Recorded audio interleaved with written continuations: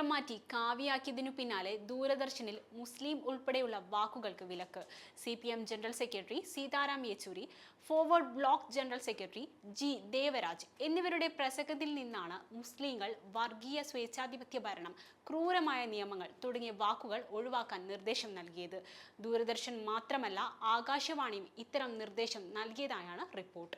കേന്ദ്ര സർക്കാരിനു കീഴിലുള്ള വാർത്താ ചാനലായ ദൂരദർശനിലും ഗ്രാമപ്രദേശങ്ങളിൽ പോലും വൻതോതിൽ പ്രചാരണമുള്ള ആകാശവാണിയിലും സംഘപരിവാര അനുകൂലികളെ കുത്തിനിറയ്ക്കുകയും കാവ്യവൽക്കരണം ശക്തമാക്കുകയും ചെയ്തതായി നേരത്തെ തന്നെ വിമർശനമുണ്ടായിരുന്നു. മോദി സർക്കാരിന്റെ 10 വർഷത്തിനിടെ ഇത്തരത്തിലുള്ള നിരവധി നടപടികളാണ് ഉണ്ടായിരുന്നത്. ഏറ്റവും ഒടുവിലായാണ് പ്രസംഗത്തിൽ നിന്നും മുസ്ലിം ഉൾപ്പെടെയുള്ള വാക്കുകൾക്ക് വിലക്കേർപ്പെടുത്തുവാനുള്ള തീരുമാനം. ലോക്സഭാ തിരഞ്ഞെടുപ്പിൽ പാർട്ടികൾക്ക് വോട്ട് അഭ്യർത്ഥിക്കാൻ അനുവദിച്ച സമയത്തിലെ പ്രസംഗത്തിലെ ഏതാനും പദങ്ങൾ ഒഴിവാക്കണമെന്നാണ് സീതാറാം യെച്ചൂരിയോടും ജി ദേവരാജനോടും ആവശ്യപ്പെട്ടത്. കേന്ദ്ര സർക്കാരിന് സുപ്രീം കോടതിയിൽ നിന്നും കനത്ത തിരിച്ചടിയുണ്ടാക്കിയ ഇലക്ട്രൽ ബോണ്ടുമായി ബന്ധപ്പെട്ട പരാമർശങ്ങൾ ഒഴിവാക്കാനും ആവശ്യപ്പെട്ടതായി സീതാറാം യെച്ചൂരി പറഞ്ഞു. സീതാറാം യെച്ചൂരിയോട് പ്രസംഗത്തിലെ 2 വാക്കുകൾ നീക്കം ചെയ്യാനാണ് പറഞ്ഞത്. ഭരണത്തിന്റെ പാപ്പരത്തം എന്ന പ്രയോഗം വീഴ്ചയെന്ന് മാറ്റാൻ പറഞ്ഞു. മുസ്ലിങ്ങൾ എന്ന വാക്ക് നീക്കം ചെയ്യണമെന്നാണ് ദേവരാജനോടും ആവശ്യപ്പെട്ടത്.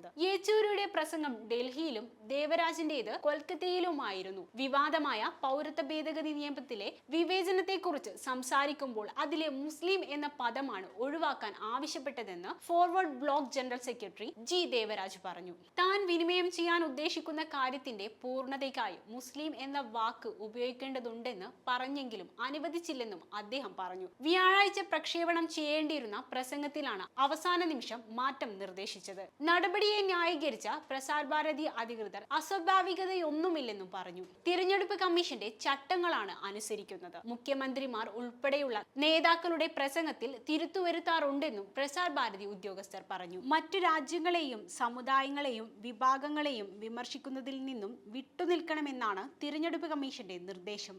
കലാപത്തിന് ആഹ്വാനം ചെയ്യുന്നതും കോടതി അലക്ഷ്യമാവുന്നതുമായ പ്രസ്താവനകൾ ഒഴിവാക്കണം. പേരെടുത്തുള്ള വിമർശനം രാജ്യത്തിന്റെ ഐക്യത്തെയും പരമാധികാരത്തെയും ഉദ്ഗ്രഥനത്തെയും ചോദ്യം ചെയ്യുന്ന പ്രസ്താവനകൾ, അശ്ലീലവും അപകീർത്തികരവുമായ പരാമർശങ്ങൾ എന്നിവ ഒഴിവാക്കണമെന്നും നിർദ്ദേശമുണ്ട്.